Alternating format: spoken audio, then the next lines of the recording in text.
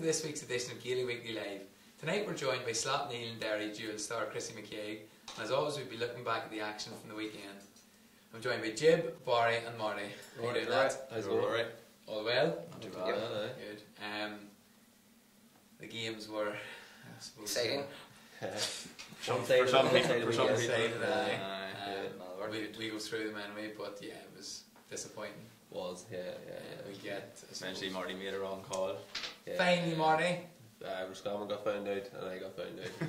I think it's over. It's over for us all.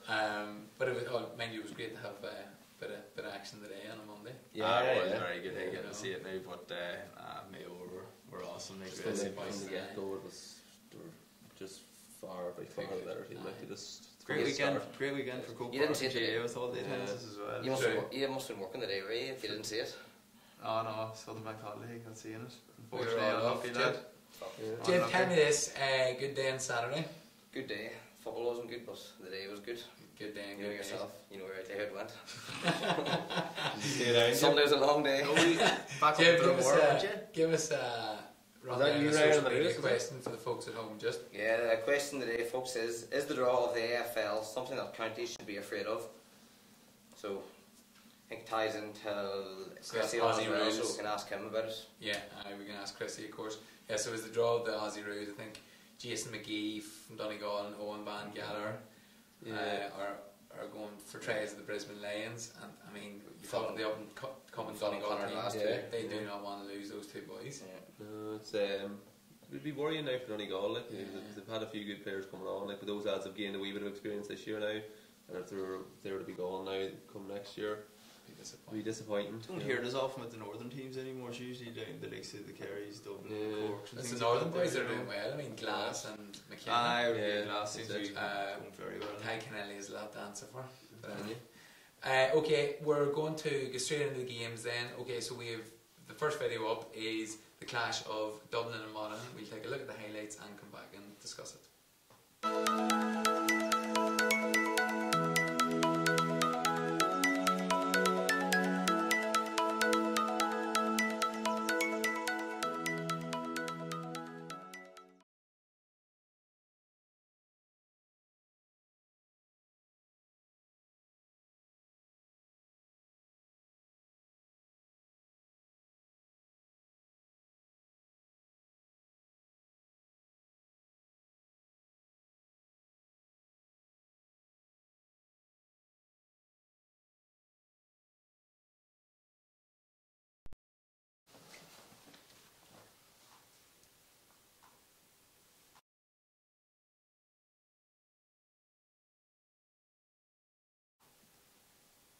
Okay, apologies, we're going to have to come back to the video, but anyway, our analysis is already done, lads, of course. That's it, yeah. Dublin, so Dublin overcome Monaghan quite convincingly. So. Yeah, it was like Monaghan were disappointing. They didn't show the kind of the tenacity they showed up in closeness in the league this year, and I suppose Dublin's probably a few, they're further down the line than they would have been in that day, but Monaghan were a bit more negative, they weren't as aggressive in the attack, and things that, we were talking, Jack McCarn won a few ball in the first half, and he didn't get any scores off them, he was winning a few balls well, but no return, and you really need to be taking every chance you get against the Dubs, and it just didn't really look like it was everyone material from Monaghan. Realistically, this fluttered through the qualifiers, like Monaghan, we weren't really saying at any stage that they had ignited, they were just struggling to get through the likes of Carlow and all that. They played fairly well against Down, to be fair to them, but just when it comes up to a different class, different level with the likes of Dublin, they had no answer to them. Is it the Croke Park factor as well, or is it just the opposite? I don't know, the Dublin factor probably. Again, we talked about, we said about Down and all earlier in the year in terms of, these close-in pitches, where you can get up close person, get, in the face and all that there, and get hits in Markman. We've a tighter the open space of Croke Park, and the likes we said at Dublin, it's not only the 6 forwards who can get scores at any stage, it's their half back lanes, even their full back lane coming up nowadays where they can pop over points at free will. So it's very hard. To me, the only team that can sustain any sort of defensive game plan against them is going to be Tyrone. So it is, with the way they're playing at the minute, the system in place, they kind of counteract them to a certain extent, but it's just depends see how long they can kind of hold out for against Dublin. They're definitely the best placed team at the minute to deal with them. Jim, you were at the game. What was?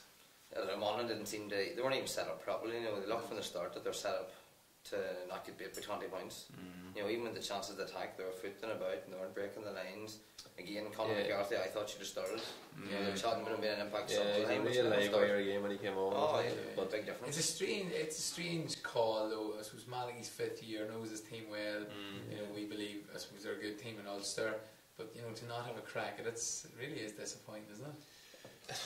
It comes to what we spoke about it as well before with Kildare, when Kildare criticised for being too open too soon and they're 9 points down after 10 minutes and that was it, game over. Whereas Monaghan, it took them maybe 25 or 30 minutes to be 9 points down.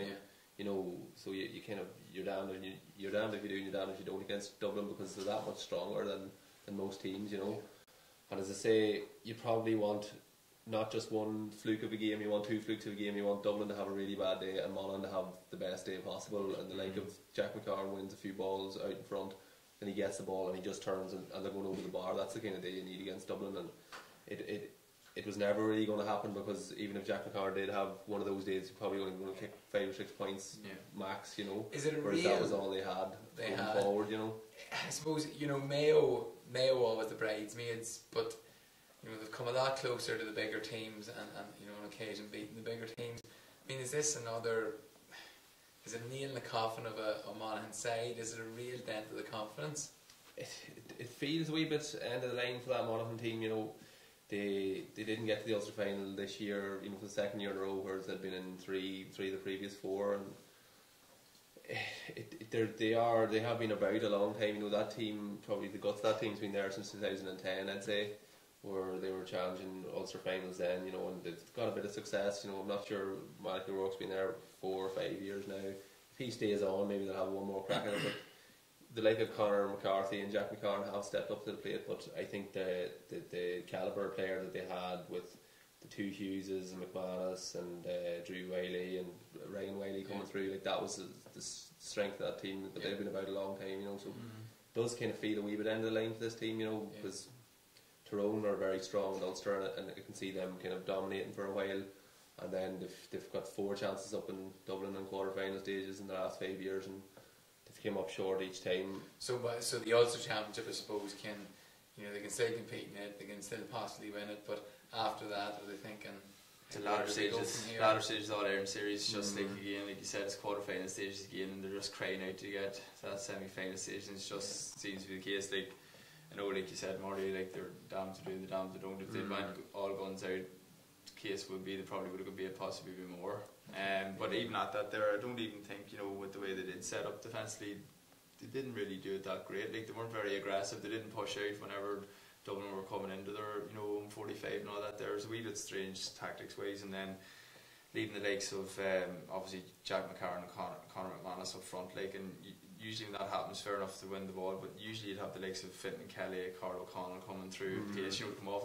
That wasn't really there, you know. The legs just didn't seem to be there, and you know, I suppose that's credit to Dublin as well. You know, because whenever we focus a bit much, I suppose, when a few of these hammers have been handed out. But you know, Dublin were very good. Like, like, you know, Dean Rock was exceptional. Like, but like, you know, it's these things. Like, you know, whenever these scores are coming over, and you're seeing one score after one score going over. Like, it's an average score for these Dublin players at this stage. Like, it just takes the whole kind of momentum, and you're just thinking, Jesus, again and again. And like, you know, even there was free kicks being given out, say the 45 and Dean Rock, again, was just slotting them over at his ease, you know. And it's just the likes. Then you have the likes of Paul Mannion there, who I thought was absolutely superb as well on Saturday. Like, and he's really staking his claim as being one of the main players in the team now as well. And it's just again, as we said it all year, it's just complete embarrassment. Yeah, one thing I thought when I was watching it, that Carl O'Connell was quiet, you know, when Fintan Kelly coming from the back, as Barry was saying, and it just goes, it's the quality that Dublin have. Like, you know, when Monaghan came up against Down, they would have been saying, right, Drew Whaley, Ryan Whaley, and maybe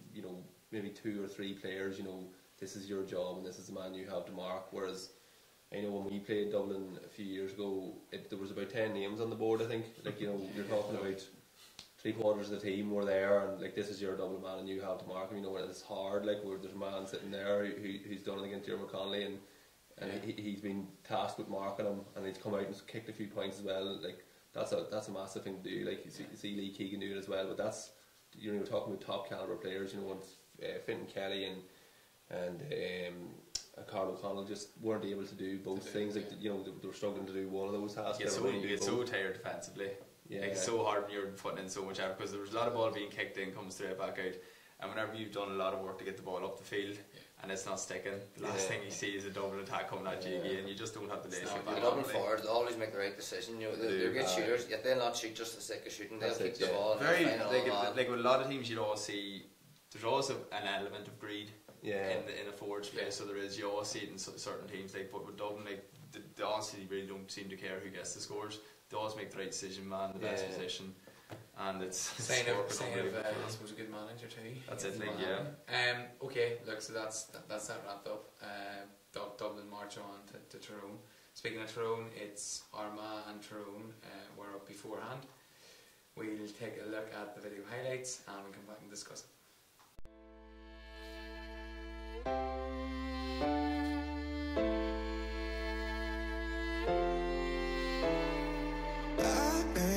Looking for a way out, I can't find my way now. I just need you by my side. Lately, I've been thinking, baby, we could get away and never look back, never look back, never look back, never look back, never look back.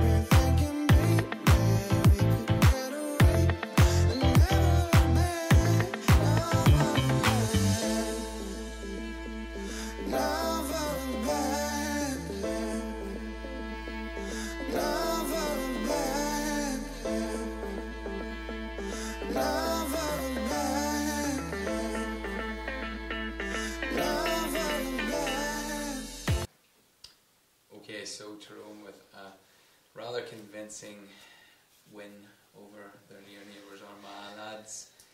It was men against boys. Yeah, it was fairly convincing now from the get go again. It was, you know, Tyrone just looked a class above. They looked a step above their system, and everything was. Everything looked like a well-oiled machine, you know, and the subs coming on at the end just to really put the nail in the Armagh coffin. It was disappointing, like, you know, everything. It's no obvious, no 100% out of it. It did look like a Division 1 team against a Division 3 team. It did, and I think we probably wrote them off a bit all year. And in the one game we thought they might tighten through, and it really didn't work out. It was a wee bit of... No, well, like, the thing kind of sticks out to me is before the Kildare game, I know Kevin Geaney was saying that one thing they weren't going to let them down was their strength and conditioning, and, you know, the pace, power. And like, that was fair enough, they did stand up to the test against Kildare, like, but it just shows you the level where Peter Donnelly's got this Tyrone team at the minute. Like, you know, Armagh weren't able to run through them, they weren't able to play long ball into the forward line, everything was coming back at them. And like you said, Rory, it was men against boys, and it's just, you know, tactically, Mickey Hart, I know it's their tactics in general, but just completely outdone McGeaney. Like, and I suppose, I know with Mernion being out, he is a big key for Armagh, so it was with the way they play. Like, he's a very good ball winner, and I'd say he would have given McNamee more fill of it, you know, than McParlin did inside. Like, but it wouldn't have made a difference. He wouldn't have made a difference then. Or so, like, you know, Tyrone are just at level now. It's just unreal. Like, and they're I think at the minute, you know, they're probably the closest team to Dublin in the way the two sets of teams are playing. They're very fluid. Like, they just you know, they're all together. They're all back. They're all forward. They're a good fluid outfit. It's going to be very interesting tussle now with them. And Murray said to the wife on Saturday afternoon at one point, the tackling, you know, it did remind me of that picture against Kerry. Oh, nice, right. You know, so, you know. I thought you were going to say it reminded you of when you and the wife started. You know, that kind of tackling, ferocious tackling you get when you just met her, you know. Skip on that. But it did, you know. I just thought the tackling was like you can't get away from it, you know. Yeah. And it seems to be, I think it's McCann and Kavanagh are just marshalling there, and you know, you don't try to play it up the middle, you're going to get caught out by them. And if there's a ball out to the wing, Kavanagh seems to be there. Like, Colin Kavanagh, he's been unbelievable. And you know, a lot of calls for maybe Sean to maybe be dropped, but he was very good in a deeper role, wasn't he? Yeah, he was good. He was good now, but I'd go back to Colin Kavanagh, how good he is for Tyrone. He went off injured towards the end. I'm not too sure how serious it is. He set the tone at the start of the game with a big block. Yeah, that's it. Do you have any word on the extent of the injury? And I don't just make something up. Can't say. He's off, Colin. I dropped. But no, one of the things that stands out to me there when you're on with the tackle, I know I think it was in the first half, possibly the second, I'm not too sure, but it was a stage where Jamie Clark had the ball down the left hand corner. I think he went by Cal McLaren once or twice, and he was going kind of straight in on goal, but no one panicked. And Tyrone McCann came and got a great hand in, so he did just start to mention in the commentary saying, like, you know, they never seem to panic when it comes to, like, you know, in a lot of other teams where they might just drag him back, take the free. There's none of that there at all. Like, they're always wise in what they're at, you know, in terms of their tackling, because obviously it's been drilled in them by Mickey Hart, so we're not giving away cheap frees. We can't afford to give away cheap frees. Was some of the refereeing decisions possibly in the first half, I suppose, inside the 21 from a couple of debatable calls, or did you think the tackling was just hard and fair?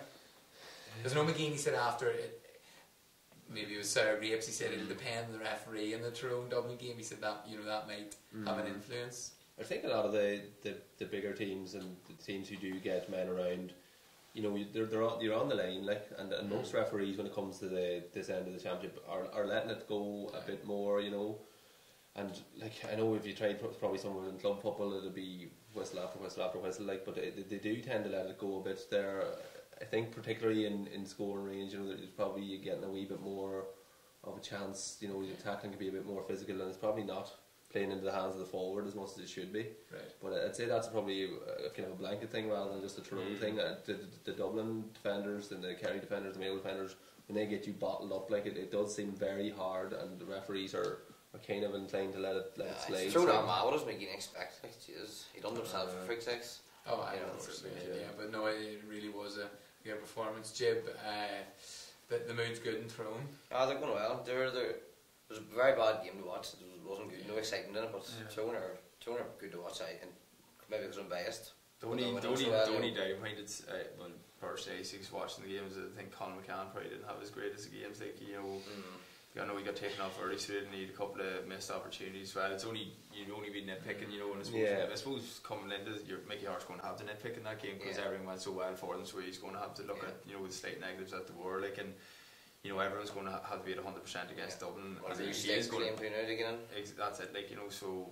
And they have a good few options for midfield at the minute as well. I think about Tony, you just see them, they'll get a turnover and then there's always 5-6 men who are just going straight at them again. They're never running single line, there's always men coming off them shoulders. Different angles and all that, It's the pace too, What about Armagh? I mean, it's very relatively good season, but I don't think they would have been expecting a hammer like that either. No, I suppose the All-Ireland quarter-finals is a good place to be at the end of the year, but they're back to Division 3 now. When it comes back to next year, which is going to be hard to face into, and it's no gimme as they found out this year that you're going to get out of it. Fermanagh are back down in Division 3, like, and there's a few other teams there who'd be fancying themselves to get out of Division 3. So it's Derry back in Division 3, like, it's going to be tough, like, so I suppose at the start of the year, maybe All-Ireland quarter-final may have been one of the goals, but one of the goals would have definitely been promotion, which they didn't get. I think definitely, like, in terms of McGeeney, him getting to the quarter-final is obviously going to keep him his job, like, depending on what he wants himself, obviously, like, because I suppose going into next year, they are going on through a lot of momentum. Obviously got a big tanking on Saturday, like, but it gives him something to build on, something to work on, and obviously at the tail end of the year, like, for him, he's found a system of play that suits them and the tactics that suits them. Obviously, again, Tyrone were a class above them, but definitely there's a lot there for them to work on next year. But I suppose this professional approach and the condition he has them in, or as you say, he probably thought he had them in until he came up against the Tyrone machine. Is that you played under Canavan, and I think he probably brought quite a positive professional dimension to Fermanagh. So can you see the benefit of going beyond the 2 years for McGeeney? Will this defeat really have much of an effect on them if he's got the foundations right? I'd say you'd need to keep McGeeney in place. Like, I think they do deserve credit, as Barry said, for getting back on the wagon, because the two matches, probably 8 or 12 weeks ago now, they lost to Tipperary in the last game of the season in the league, and the defeat to Down in Uri in the first round of the championship was, like, at that stage it was probably McGeeney out, and it was probably where to from here. Whereas they went back to the drawing board, and they just ground out a few results against teams kind of at their level, and it has to be said, a great result against Kildare, like, in a really hard fought contest, against pretty well fancied Kildare side as well, so that it is positive for them, and as Barry says, they do have things to work on for next year, and, like, there's good players still there in Armagh, but the Tyrone system is something we talk about a lot, like, and probably some criticism for it because it's too defensive at times, but when they attack, they're attacking together, like, and it is aggressive attacking, which is something we talk about as well, like, so they're very defensive at times, and sometimes it's hard to watch when other teams are playing the ball over and back and they can't go anywhere. But in fairness to Tyrone, they have a system and they play to it, and everyone knows exactly what they're doing, and it works for them. So the one thing you've said about Tyrone as well, and I suppose who's making it again against Armagh and Kildare, we were raving about Armagh's restarts. I think they won 22 out of 25 restarts that they did, and Tyrone just blitzed them in their own kickouts there at the weekend. So they did, and again, even with that game today, the Mayo game, they're on about in the analysis in the commentary as well, like the amount of momentum it is whenever you do get the turnovers from their own keepers' kickouts, and then you're attacking straight away, like, and it showed again momentum was massive. We see again, I suppose, Grew. We see another of this Tyrone squad, these 7, 8, 9 players that centre or that half forward, maybe even half back row, they can just slot in. But Grew looks the real deal, like, two class goals, like, really well taken, like, and just another. Speaking of that, social media. Yeah, we have a couple here. This is the question. Obviously, the question is the draw of the AFL something that counties should be afraid of? No, I think if certain counties are constantly getting young players scouted, then it means they must be doing something right in their youth setup. No, not really. I think some counties can learn a lot from returning players on ways to improve themselves as a team. be interesting to get Chrissy McKaig's view on that. Yeah. That I've experienced in there. Okay, so yeah, look, that they seem to think it's positive, but I suppose if you're losing players over, if you're losing not players to really, Conor Glass, and that's how positive you can be. Okay, final action of the weekend was today at 2 o'clock in Croker. The replay between Mayo and Roscommon. I mean, this was a real letdown. This was a real walkover. Yeah, just kind of crowned off a disappointing weekend for, last weekend we had a couple of matches anyway with the Mayo Roscommon first round and then but this was just, I think it was 6-0 up or something that Mayo went, and it was like, as Laurie was saying with the kickouts, well, first things first was the throw in. I think Roscommon won both throw ins last week, and Aidan O'Shea wasn't losing the throw in this week, and they went straight up the pitch and they got the first point, and then the pressure they put on the Roscommon goalkeeper was immense. Like the Roscommon forwards or the Roscommon defenders were, probably might not have been expecting to be so tightly marked for it, and then when you're getting that tightly marked and it's Cope Park and it's Mayo and there might have been some nerves there and the runs aren't coming for the goalie and he's thinking, am I hitting these short or am I hitting these long or what's happening? And it was just time after time after time they turned them over, and Mayo were impressive. They've talked about them spluttering and being poor and just about getting by, but for weeks and weeks. But Barry's been hopping all year about this Mayo going to win it all out, and today they finally look like they might have something in. Do you think so? Because I mean, but I don't think it depends. Like here, you have to read into it completely. Like Roscommon weren't there. They look. Roscommon weren't great last week. They weren't only for the goals. But they coming into today's game, Mayo got out of jail last week, so they would have been on a bit of a high. Like they were mad for this game to right some wrongs. So they were. Whereas Roscommon were coming in there thinking, Jesus, we had them last week, we actually had them, and they're probably coming in a wee bit deflated. As Marty said there, 6-0 up I think after maybe 10 minutes was it, and then it's just a case of like 2 turnovers, kickouts, 2 goals. Like realistically, Kevin McLaughlin got a ball on his own 40, outside his own 45, turned ran at them, and there's a couple of wishy double bounce. Jesus, bad call. Of all things, that's one thing, and like you could see that the Roscommon defenders did kind of. I know, like it was the second bounce sold about 3 of them, like, and I was kind of like, what just happened there? Like, it was a double bounce. Like referees had to be picking that up. Like, 2 bounces is as clear a thing as as you can see, like Roscommon did of the ball. I mean, they were very lackluster, weren't they? Yeah, that's just real. But not having Kieran Murda starting too. I don't know why Fenton Craig wasn't starting either, which was strange because he played a good game previous week. So he didn't the two yellow cards as well. But it was no Keegan starting too. That's it. But Donald Vaughan, their half-back line was immense. Keith Higgins, Donald Vaughan, and Colin Boyle. They just were relentless. Higgins, I thought, like Roscommon played with the one man up front, and if Higgins was kind of sweeping in around him, I think maybe was it Harrison or Carfield that was on Murtaugh inside. There's a master stroke by Rochford to drop Gerard Carfield and put in Harrison full back line. That's obviously going to be that nail on full back line now with Harrison starting full back. Like he was composed, he was cool, he was getting tackles and blocks, and he was doing everything that you want your full back doing. Just what Gerard Carfield wasn't doing. Like obviously last year he's come back from a fairly serious injury, like, and he's a wee bit reactive, whenever he was playing the full back line. He wasn't really making his moves, he was kind of going after the attacker, like. But then we were talking about it, Dermot O'Connor came back to himself a bit today. Kevin O'Connor's still not playing, so he's not, but he still finished with I think 1-6, 1-7 today. Mostly free. Mostly free, 1-1 from play, like. But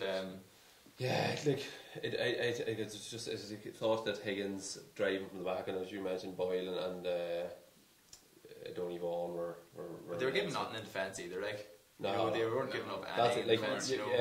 Murtaugh was trying to live off scraps, whereas Higgins was floating around him and Harrison was marking him man-to-man. Like if you've got Higgins himself or one of them on their own, you're going to be up against with the 2 of them. And then the speed of Keith Higgins in transition was. And Tom Forrest is starting midfield again as well. He's had a great season. You're happy with that? I am happy. I think he's one of the best midfielders at the minute, in my opinion. Like in terms of his ball, and in terms of run with the ball, I think he's a bit more of a complete footballer than Shamey O'Shea beside him as well. Shamey's the workhorse there, like, but Parsons is a wee bit more about him in terms of, it generally makes the right decision 9 times out of 10 when he is coming through to lay it off, like. And we haven't seen it over the last number of years, like with O'Shea, like O'Shea's your man who's bowling through the midfield and through the half forward line, and usually he's popping it up. He's getting his 2 or 3 points a game now, which you weren't really getting with him until he was playing full forward a couple of years ago. Obviously, he was racking up big scores, but if he's popping in 2, 3, 4 points a game as well, it's a massive help for this Mayo team. Like, I suppose it'd be very interesting now up against Kerry, because suppose have Mayo been challenged, have Tyrone been challenged. Mayo Mayo's been challenged. No, they've been challenged, but we talk about top 3, top 4. I think that Mayo's the one team that have been in a battle. The other 3 teams they should probably be out. A few times like. Well, there'll be a man on the show later to tell us that they should be out. I read somewhere earlier on the day, Roscommon could have 6 traffic cones out in defence, would have done about the job. They're just running through them. Aidan O'Shea kind of was doing a lot of coming out, running out, and he was bringing Maluli, is that what you call him? Maluli and a few other boys were kind of, their attention was drawn to him, but there's the space in behind when O'Shea ran out that's where the goals were coming from. The lads streaming forward from the half back line. It was tough to watch for Roscommon. After about 15 minutes, their bubbles burst, Marty. It was disappointing. But just as you were saying about Tom Parsons as well, Barry, like the fact that him and the 2 O'Sheas were there for the long kick out. When the short kick out was completely stopped, anything that went long, Mayo were just all over it. They were. And you don't even on there as well. He's experienced in midfield as well. So Mayo with a convincing win then, and up next Kerry. So look, they're on momentum now. They'll look forward to. Mayo for Sam. Jib, how are we looking there? Yeah, we have another couple on the AFL situation. Well, Kieran O'Doherty says the AFL seems to be well organised in recruiting Irish players to AFL since they gave Ricky Nixon the boot. More counties should be relieved about that. And yes, it has to be a worry, especially for the smaller counties. That's definitely would be a big worry now for losing players. It's no loss to the AFL clubs. If they're recruiting everyone over, they take a chance of it. They give them a 2-year rookie deal. To go well, get in the senior contract. If not, boys come home. And they're generally all young enough, but they're just going to go straight back into the inter-county scene anyway. So, but it's a massive experience, obviously, for them players to see the professional side of things. They can then come home and really kind of, I suppose, bring that into the club and the inter-county team you're back with. Ricky Nixon. He was not like former Ricky Nixon was the recruitment, wasn't he? Yeah, Ricky Nixon, I believe, was recruitment. He's a bit controversial. Not former President Richard Nixon. Watergate. Alright, that's grand, thanks for that, Jib. Alright, so that's the review's done. Alright folks, we have Derry and Slanneil dual star Chrissy McKaig up next. Take a look at the video of him in action, and we'll have him on the sofa after that.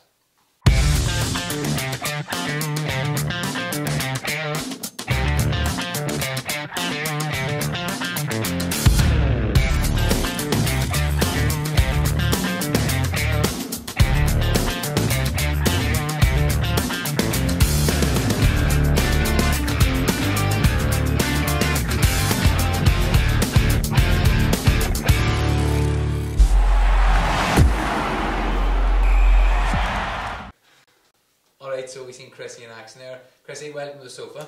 Thank you. Good to have you down. You find us all right? It wasn't too hard. You're not in this part of the country too often, I'm sure. Yeah.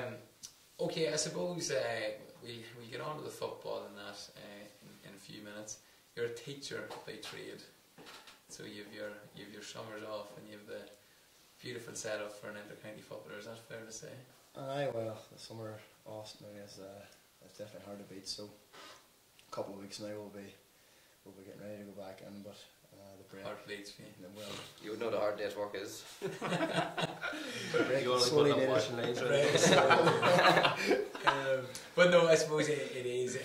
You're an English and PE teacher in Limavady, isn't that right? Yeah. You enjoy it? Well. If I had my way, it probably wouldn't work. But I suppose looking back on the season, first of all with Derry, probably a disappointing enough one. They end up with relegation. I wasn't there. I only played the two of the games, Cork and Fermanagh. but you know, all wasn't well in the area camp this year. It's been well documented the loss of the players for one reason or another, and a county like Derry with its, you know, already small enough Gaelic playing population can't really afford to do that. So look, I think we'll have to look at different ways that we can improve that, and trying to improve a culture and an ethos is, you know, is actually quite difficult to do, but look, we'll have to try and do it. Well, that's it. I mean, I suppose to, you know, to change a culture or to improve it is definitely hard, and it's something I suppose in Fermanagh that's a bit of an issue as well, but you look forward to it. In relation to the hurling then with Derry, you're obviously still doing both. Are you enjoying that? Well, this is the first year. I just kind of worked out well with the Nicky record. It was run off relatively quickly, and then I would know the hurling management for a while too, Colin Gork and Mickey Glover. So it just kind of fitted in well.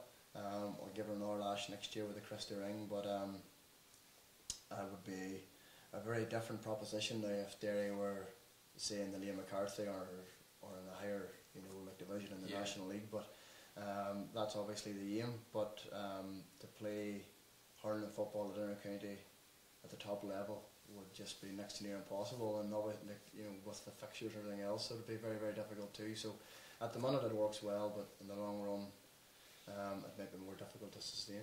And of course, I suppose you're doing it with Stan Neil too. I mean, so it definitely is. It is time consuming. I suppose then the aspirations with Derry, I suppose manager and to get manager in place, and then I suppose promotion is really the aim, isn't it? Well, the biggest thing for Derry is, and I'm not saying anything that anyone doesn't know already, but the next appointment is one of the biggest appointments for a long time in Derry's history, because there's a general apathy towards county football in Derry, and I know it exists in quite a number of counties, just because if you haven't been winning, people will always say, well, what's the point? So the next manager for Derry has to inspire a generation that is in some need of inspiration, and we've got to get the players that are good enough to play county football wanting to play county football. But again, this is not something that's new to a lot of other counties, but at the minute Derry have certainly reached a point now where something needs to change, because it's not a fair representation of what Derry football is about at the minute. You know, people will look to the Mayo game this year, but the bottom line is the season wasn't, you know, like it wasn't good, and you're in Division 3 now, so something needs to change. Especially you, Christy, you've a good minor team now coming through, you know, you want. Well, you know, Derry have never had a shortage of good underage teams, and or never had a shortage of underage success. You look at St Pat's Mahara, we're always thereabouts, but and you look at the club scene, Glen under 21s, and you know, like Ballinderry, Slanneil, Lip, have all had success at minor competitions at provincial level, but it's very, very difficult to get that through to inter-county senior, and there's probably many reasons for that, but I don't think there's ever been a lack of ability, or I don't think Derry have ever felt daunted about competing with the better teams, but structures and I think that apathy, people can't differentiate between maybe their lack of trust at county board level and actually playing for Derry on the pitch, which is two completely different components obviously, so something needs to change, but I think the first thing that needs to change is this apathy towards inter-county football in Derry.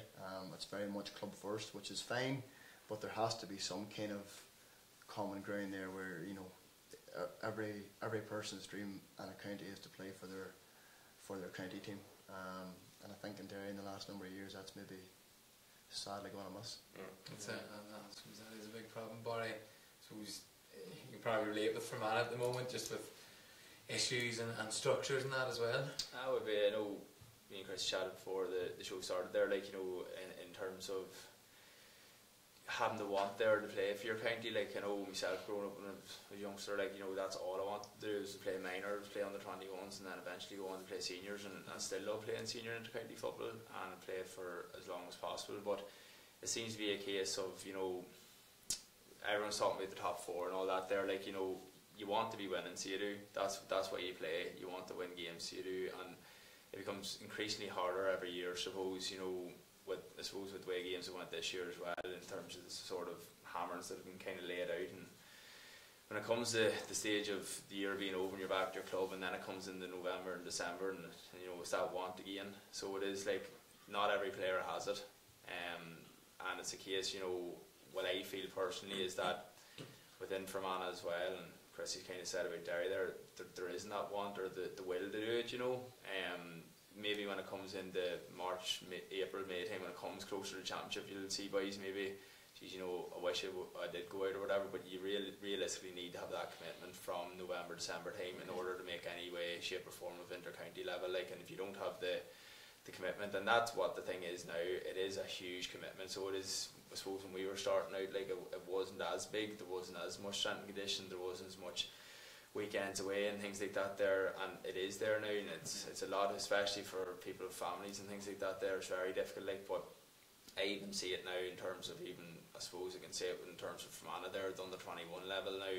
I've had nothing coming through there last probably 3 or 4 years into the senior side, which is very strange. You know, at some stage you need underage coming through. I know in terms of our county at the minute, Kay McManus has been the youngest player in our squad for the last 3 years. There's no one that's came up since Kay McManus from Timor there, and like, that's not what you want. You need boys coming through, hungry boys coming through, looking to take senior boys' places. If you don't have that there, you're just going through the motions and you're not going to progress at all. Like, yeah, and I suppose like Derry has no problem with youth in Derry, but it's that structure. Yeah. Just on Mayo, obviously, what did you make of them, and what do you make of them now, having played against them? Well, I actually tipped Mayo at the start of the year to 1-0 Ireland. But like, people, you know, like, society is very fickle on sport, and you know, especially the sporting society. A couple of bad games and all of a sudden Mayo were completely wrote off, and then after the day people are saying what a super player they can be. Mayo were a good team with good players and what I believe an excellent manager. Yes. And they've a fairly good backroom team too. Proven winners, managers that have, you know, like Rochford, we come up against them with Corofin. Now, they were a great team, but you just knew there was something about them. Right. Tactically, it was well set up and everything else. And the thing that Mayo have is they have a knack of playing the bigger teams well. You know, they're never going to go out and get embarrassed by Dublin or Kerry. Like, it's always going to be close. And if you're being completely fair about it, in the last number of years, they have been genuinely very unlucky against Kerry and Dublin. Like we can talk about, you know, this, you know, like really, like this fear of losing, whatever else.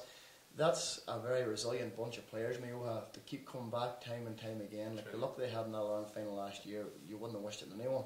So they will certainly not be far away, and you know, why not this year? Okay. Say about Mayo, they all seem to be able to match the team they're against. All of us can match them. Now, whether they can go that extra wee bit to be better than them, still to be seen now this year. But they've done it in every game so far that they've played, in terms of they've broken that. Like, they've struggled, they've matched the team, they've finally got over maybe a point or two. Obviously hammered Roscommon today, but like, I have no doubt about Mayo matching the likes of Kerry now in the semi-final, but it's just whether they can just get over that there. Yeah, you know, that hill. The two big games in them, I suppose. Yeah. Marty, that's interesting on Chrissy's take on Rochford.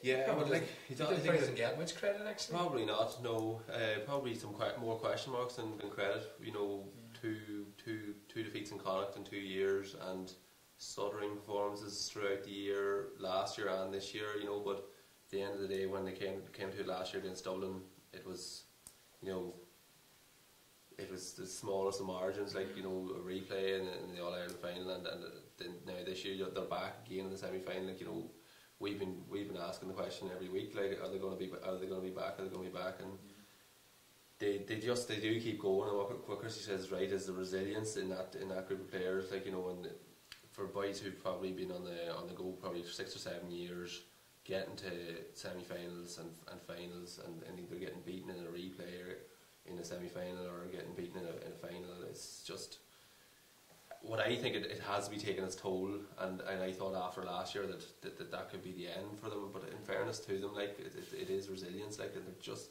won't go away, like. every year. Great resilience. Speaking of resilience, we'll move on to Slotneil.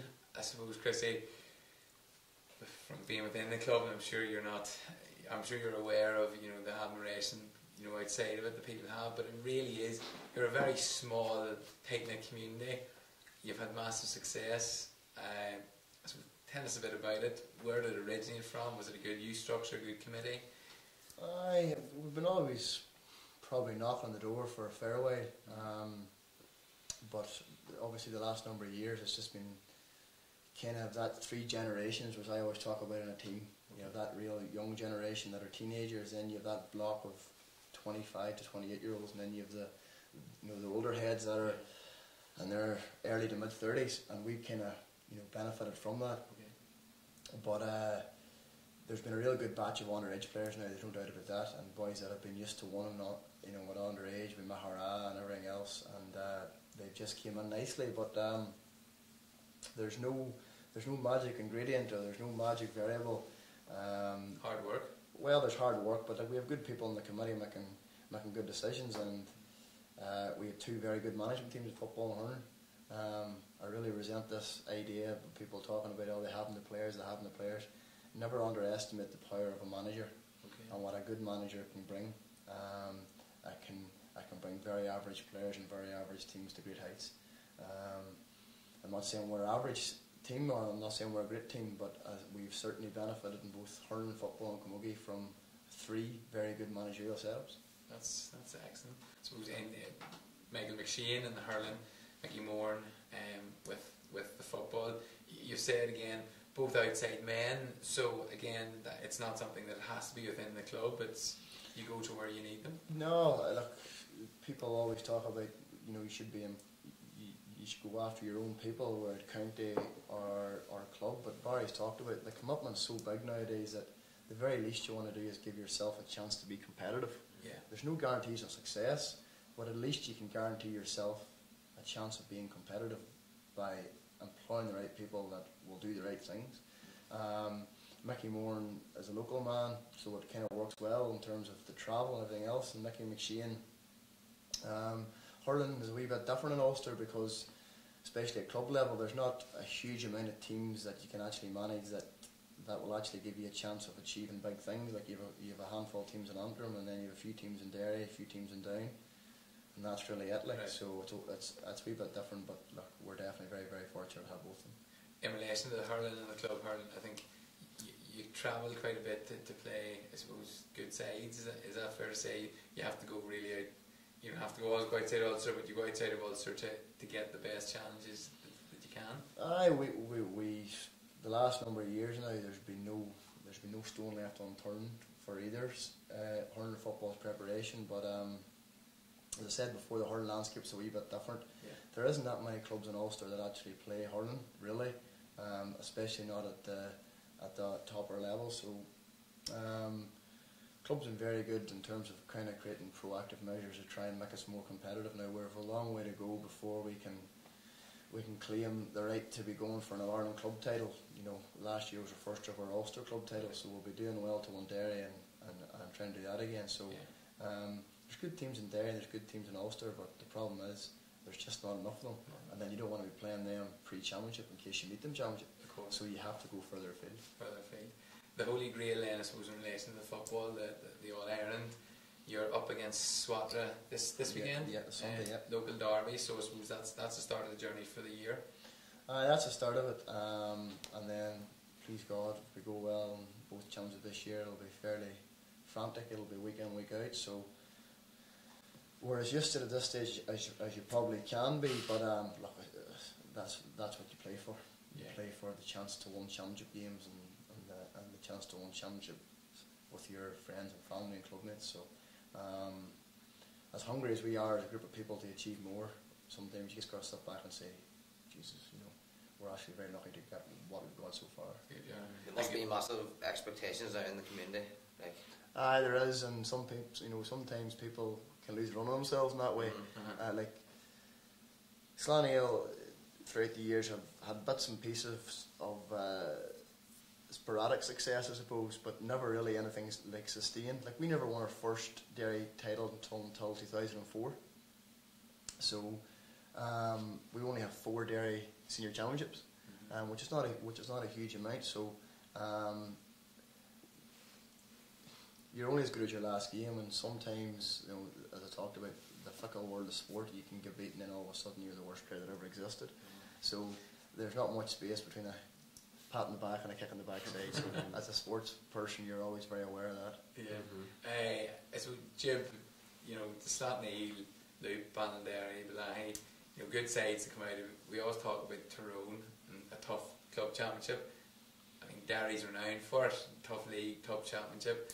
I suppose Derry seem to have had more success at Ulster level, you know, than clubs in Tyrone. Ireland Kieran's the only Tyrone club ever to win Ulster. Well, that's it.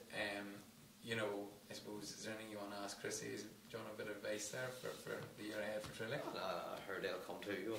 I know, but it's an interesting comparison. It is. One of the arguments we always bring up and argue back is that in Tyrone, you know, the last 7 years you've had 7 different winners. You know, Slaughtney now, they're used to it now, they're prepared for us. The football, we were 2 years ago and it was a brand new experience to us. Yeah. You know, and our manager put it down until we were beat by Scotstown, and just he says that experience. Scotstown may have been there in their second or third year in a row, and that's great. It just does stand you, like. It stands, but yeah, I suppose then, and following on from that, but in relation to the club and I suppose the busy schedule you've just talked about, the CPA, who we had in here about a month ago, me, Hall Brioli, club their association. You've been involved with that a bit. The idea of football and hurling in a calendar year, Chrissy, is something that you approve of, you agree with? Well, the first thing that I would agree with is the fact that something needs to change. Yes. I think because we're so fanatical as GA people, we would play 7 games in 7 days. We might complain about it, but because of how obsessed we are with it, we do it, and that's more a reflection. We become very passive. We just accept things. Now, I'm not saying we challenge every decision, but you know, sooner rather than later. I know Joe Brawley talks about it quite a bit about the dropout rate. You know, like that's real. That's completely in front of us. And a large amount of it is to do with people are just becoming disillusioned with how things are organised and structured. So, to me, you know, the CPA particularly resonates with me because the way things are going is it's just under-county scene, and we don't really care about the under-county scene. All we really care about is the teams that have a chance of winning. So we'll pump them up. We'll not worry about the vast majority of the lower counties. And, you know, the inter-county season has a direct, quite a negative relationship with the club scene because we're at the mercy of how an inter-county team does. If you like for instance, if you're in Tyrone this year, you're at the mercy of how Tyrone do in the inter-county championship, and that's fine. Get behind the county team and everything else, but God Almighty, there's a couple of club players in Tyrone this year that are thinking to themselves, we don't know when we're playing. We don't know how we're going to get a chance to prepare the best we can for this. So, team the boys and the Paddy's not in the 26.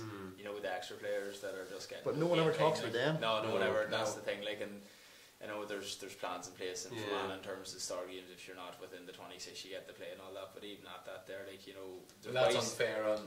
But the club player because the opposition then suffer if you have the team. But even what you were saying earlier, Chrissy, the fact that you only got to play 2 National League games this year because of the Slot Neil run, like, that's no good for Derry.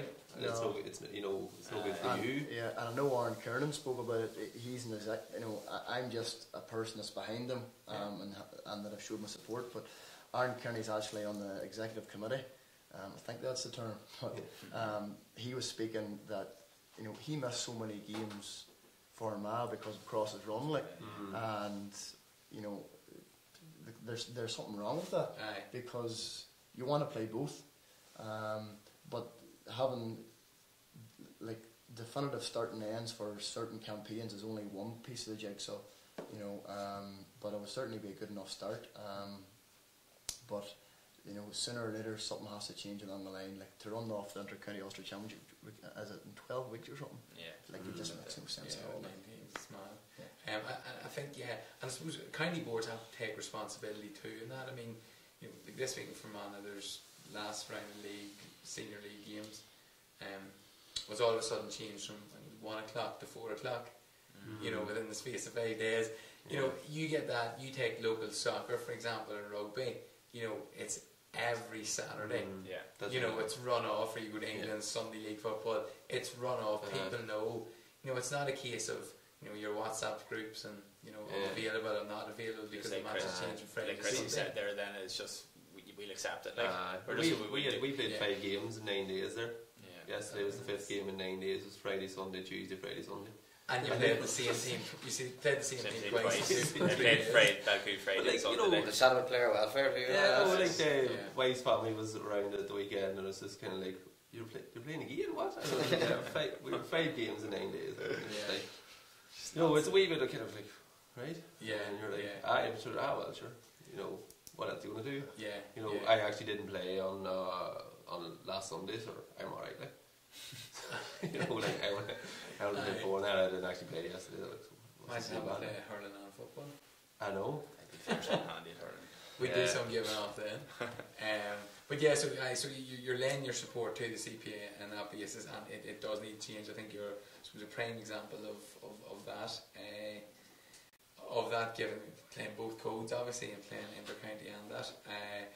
I suppose for Sam then, we'll pick your brains then. You backed Mayo, or you said Mayo at the start of the year. Will you be sticking with that? Don't feel you have to now. No, well, I think, you know, it's only fair to say the 4 teams remaining are the 4 best teams in the country. Tyrone look mightily impressive, but you know, there's something about Kerry, you know, too. They just have that pedigree and they're gritty, and Eamon Fitzmaurice, he's a great. Like, Fitzmaurice never gets enough credit for his tactical nous, in my opinion. Like, even when they beat Donegal in the Ireland final, like, tactically that day it went against everything that like Kerry stood for years. But Fitzmaurice is a winner. He's an unbelievable record. Even with the school there, they're competitive at, you know, Hogan level. I think they maybe won the under 16 All Ireland this year too. Like, they're just something about him. But in saying that, like, Tyrone won't fear any of them. They certainly won't, and they have a belief about them. Out of all the Ulster teams, Tyrone have a belief. They swagger about them, don't they? Never underestimate what that belief can do. And what I'm saying is, I would love to see Mayo do it, because I think everybody's heart in the country bleeds for them. But something tells me that Kerry just might just put them all. Okay. Interesting. Again, I backed Kerry at the start of the year, but the rest of the year. No, Kerry was me. Oh, that's it. Well, you're telling us that now. I was back when I was coming to be the surprise package. Which, just on the social media question, Chrissy, I suppose, what's your opinion, having a bit of experience in that regard? What's your opinion on the draw of the AFL?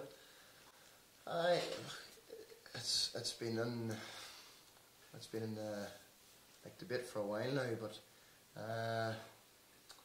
it's players that go over need to be realistic, you know.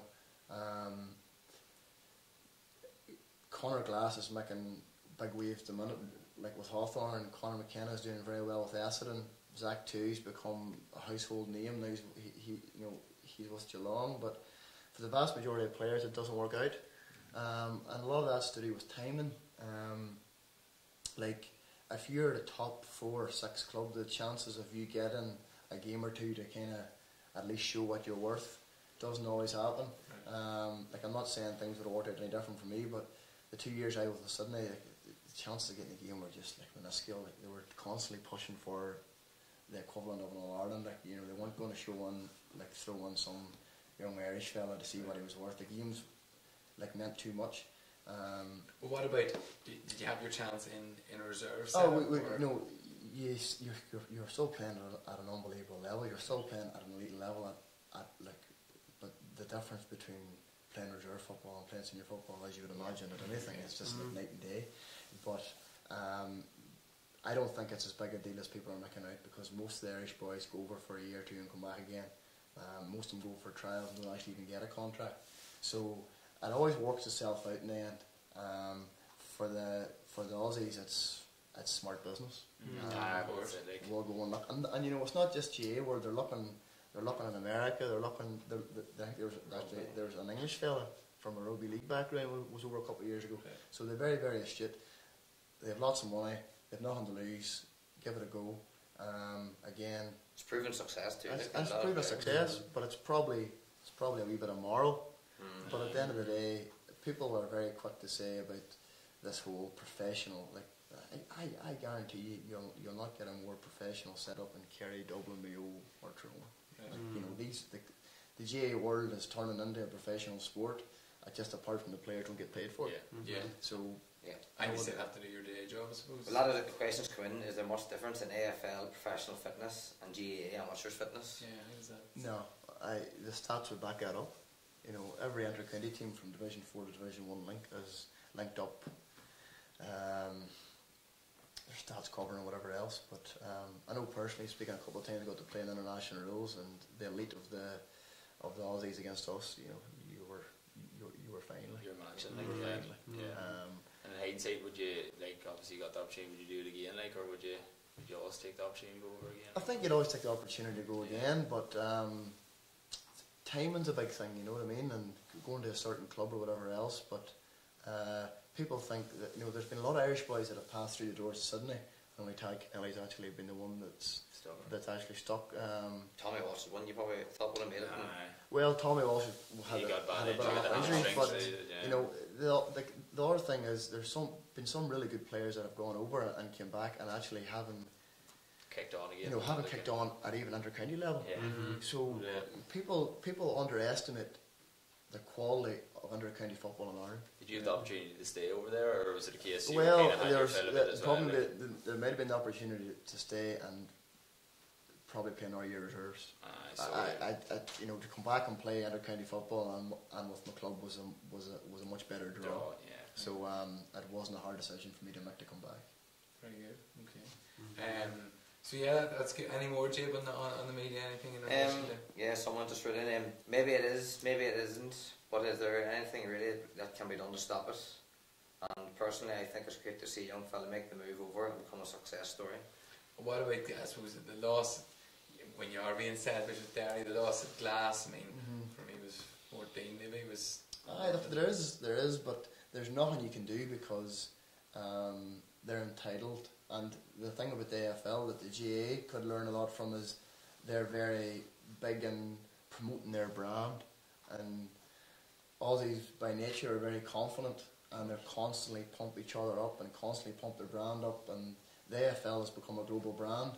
You know, like the GA has made good strides in that too, but they have obviously the resources to go and pinpoint the best young talent from where they see fit, basically. So there's nothing you can do about it. But I think as the years go on, it's going to become much more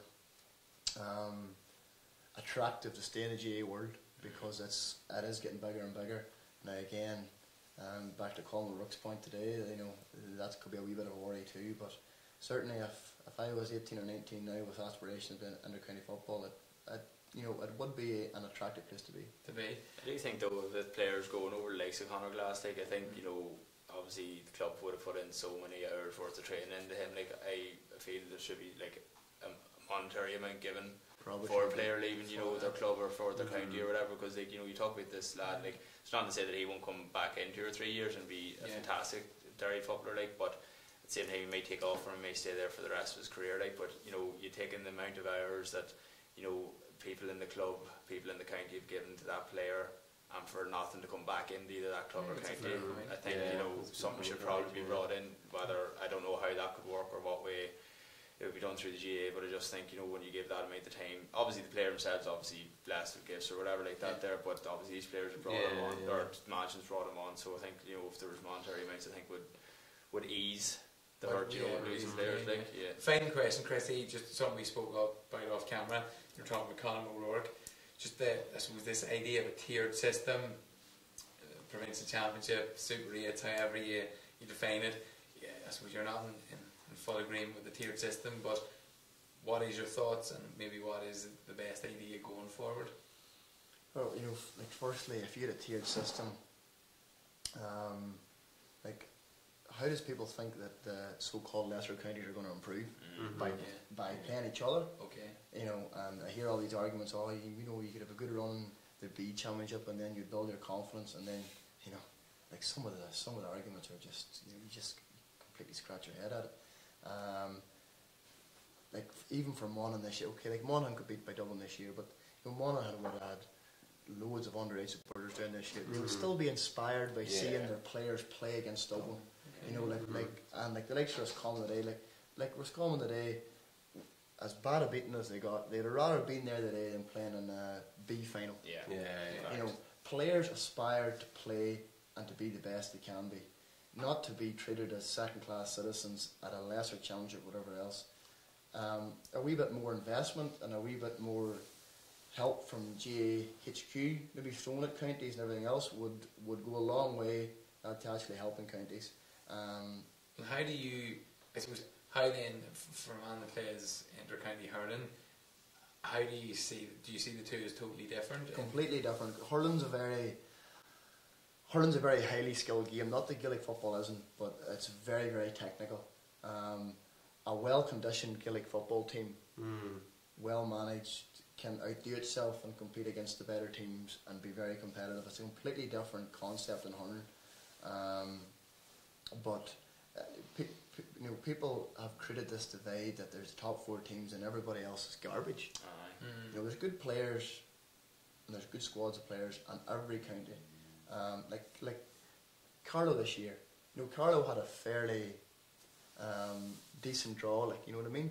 But if they had been drawn with that same draw in a B championship, there wouldn't be the same buzz around. No, like, definitely not. Dr. Cullen Park wouldn't have been absolutely pumped against like Monaghan when they got there. So it's not always about, like, only one team can win the Sam Maguire.